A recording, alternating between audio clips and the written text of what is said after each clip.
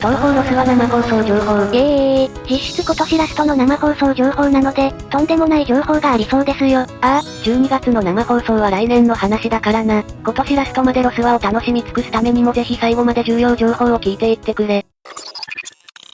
それではまずはじめに、東方 MV プロジェクト情報についてだ。レリックキャラクターの登場がわかる MV プロジェクトの情報は重要なのでお願いしますよ。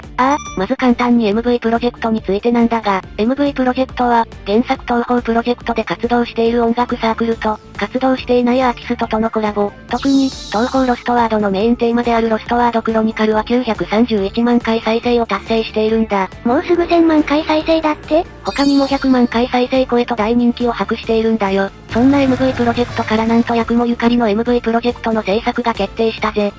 ゆかり様の曲はどれも素晴らしい曲ばかりなのでめちゃくちゃ嬉しいですよ。しかも MV プロジェクトが決定したということはレリックとしての登場もするということだから非常に楽しみだな。歴代のゆかり様はめちゃくちゃ優秀なキャラが多いし、レリックとなるととんでもない化け物で登場しそうだ。12月の生放送では曲や曲用の立ち絵が公開されると思うので楽しみに待っておこう。では続いて12月の実施予定のイベントを紹介するよ。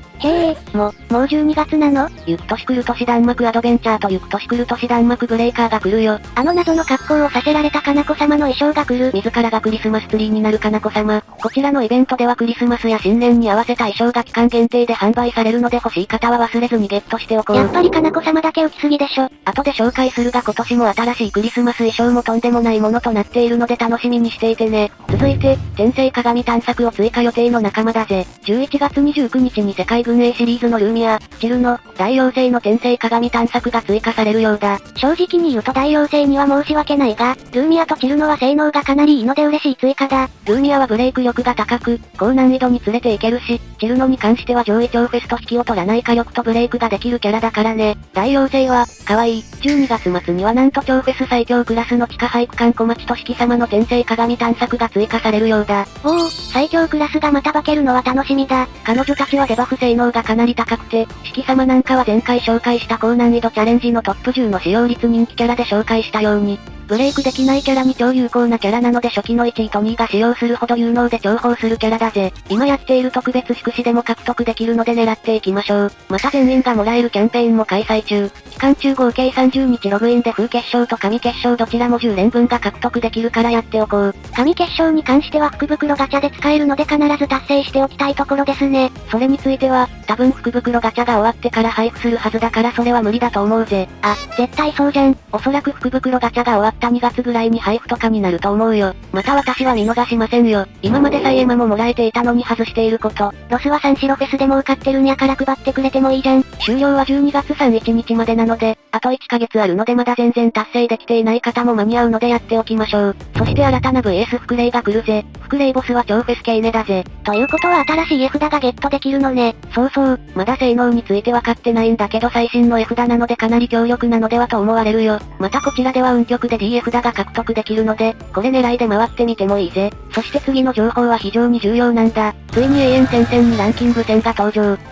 ついに本命の永遠戦線が登場したのか。今までは早期開催ということでお試しみたいなものだったんだけど今回本格的に永遠戦線を挑むことができるんだ。ランキングということで自分の順位に応じて風結晶、再戦、称号がもらえるんだ。風結晶ももらえるのはでかい。再戦はいらないので素材とかにして欲しかったけど、称号に関しては3001位以降は銅の称号、3000から11位は銀の称号、10位から1位は金の称号だぜ。トップとはいえ金の称号だけでめちゃくちゃ狭いやん。確かにね、称号はその都度行われる永遠戦線によって違うようだから、どうでも獲得しておくといいよ。今獲得できる称号は課金した額でもらえれるものばかりなので嬉しいところです。さすがにあからさますぎでしょ。ワンチャンもう二度ともらえないかもしれない称号かもしれないので参加はした方がいいね。また参加賞として玉形城を獲得することができるよ。ただ一定のスコアは出さないといけないらしいぜ。日替わりレリックで新しい仲間をゲットしたので玉形城の獲得はでかいな。一定のスコアがどれくらいのなのか気になるね。そんなに難しいものではないと思うけど、どうなんだろうね。一応生放送で言ってたんだけど、ハードルはかなり低く設定されているようだぜ。そして今までの早期開催と違う要素も増えたんだ。それがこちら、エリアごとに中断リタイア再挑戦できる。エリア単位で再挑戦できる。例えばエリア4でリタイアや敗北した場合、エリア3までの成績はそのままでエリア4から再開ができる。わざわざ最初からしなくてよくなったんだね。それはかなりの改善と言えるよな。再スタートは編成も変えることができるのかな？それについてはどうだろうな。やはり同じキャラじゃないとダメかもしれないね。そして2つ目は、途中でギブアップしてもいい。獲得したスコアはエリアごとに記録されるんだ。途中のエリアでギブアップを選ぶと、それまでのスコアが最終スコアとして登録される。とのことで、最後まで攻略できなくても途中でギブアップすれば、そこまでのスコアが反映されるんだ。なるほど、途中まででもスコアが反映されるのね。ここまでが限度だと思ったらそこでギブアップするのも手だということだな。今までだとかなり難しいイメージが持たれていたので、ハードルを下げたようだ。確かに、少し楽になった感じがあるね。ところでランキングスコアの算出方法はどうなってるの？基本的な評価基準は4つあり、勝利ボーナス、最終オーバーダメージボーナス、ダメージボーナス、生存ボーナスとなっているよ。ちなみに最終オーバーダメージボーナスとは相手に与えたダメージのうち、エリアの勝利となる最後の攻撃にて、オーバーキルとなった数値から算出されるようだ。となると、ギリギリまで削って最後に最大ラスは火力で殴る必要があるのか。それは頭に覚えておいた方がいいね。とはいえ、ターン数も基準点なので地道に削るのは得策ではないので注意しよう。ランキングとスコアは簡単に確認できるようになっているようだ。またランキング100位圏内のスコアも見られるようなので参考にするといいと思うぜ。自分の編成でどこまでいけるのかわかるので楽しみですね。そして新たにシステムの改善がされるんだがなんと、ローディングの長さが改善されるようだぜ。結構ロス割ってローディングが遅めだったんだけど、サクサクいけるようになるらしいぜ。これはマジでありがたいですよ。ロスワのローディング正直かなり長かったので、サクサクできるのは嬉しいわ。またプロフィール機能の追加が12月下旬には追加されるようだ。自分の推しを共有できるような要素も入れていくようだぜ。かなこ様ファン何人いるか楽しみだ。4、5人ぐらい。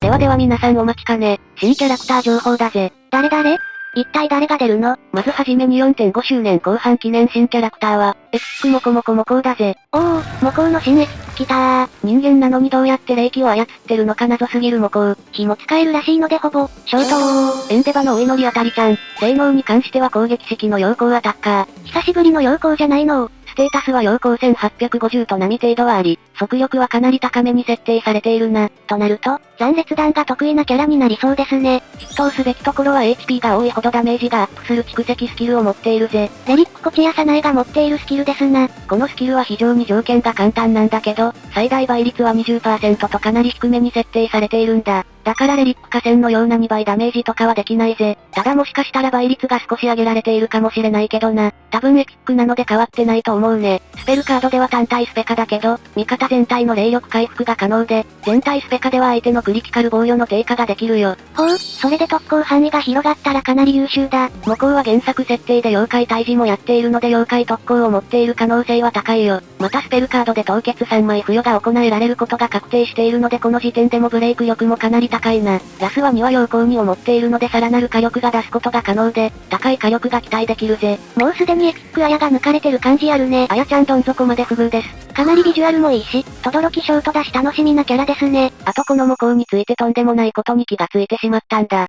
意外と背が小さい。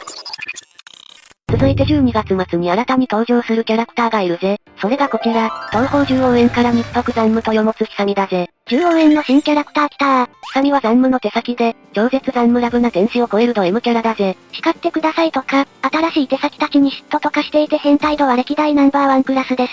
今作ラスボスの残夢は虚無を操る能力を持つインテリ系タイプの鬼で、旧地獄を捨てて新しい地獄を作るように提案したど偉い方。さすがは虚無視だけはリズンへ同様に無防備すぎる。またちゃんと原作同様にノーブラです。どこにこだわってんねん。生放送で語られていなかったが、多分このキャラたちはフェスとして登場するのではないかと思われるよ。だとすると工場より強めに設定される可能性が高いね。獣王園御三家が全員燃焼引行型だったので、今回の2人は陽光毒タイプになるかも。合わせて引行にするかもだけどね。性能面も気になるところだ。で、先ほどクリスマスのイベントが来るって言ってたんだけどこの2人がその時に登場するようだ。この2人用のクリスマス衣装がもう公開されたの？そう、それがこちら。うおー、かわいい。虚無感がなくなった残夢様はサンタクロースの格好で、ひさみは多分よくナスみたいと言われるのでナスを意識したデザインになっているのだと思われるな。いやナスっぽいけど、あと一緒にクタカの新衣装が追加されるぜ。クたかも地獄の関所として働いているからってことね。同族をフライドチキンにしてなかなか最高なくタカちゃんの新たなクリスマス衣装もあるから買ってみよう。あとロスはグッズ情報なんだけど、丸石横浜にあるグッドスマイルカンパニーのストアにてゆっくりシリーズのグッズが出るようだ。かわいい。横浜に近い人は行ってみるしかないですね。最新情報としてはここまでなんだが、やることとしてとりあえず今やっているイベントをしっかりこなしていこう。とりあえずはレアイベントポイント150個集めて、大片白と玉片白または深片白を手に入れよう。大片白無視で玉片白と深片白でもありだけどね。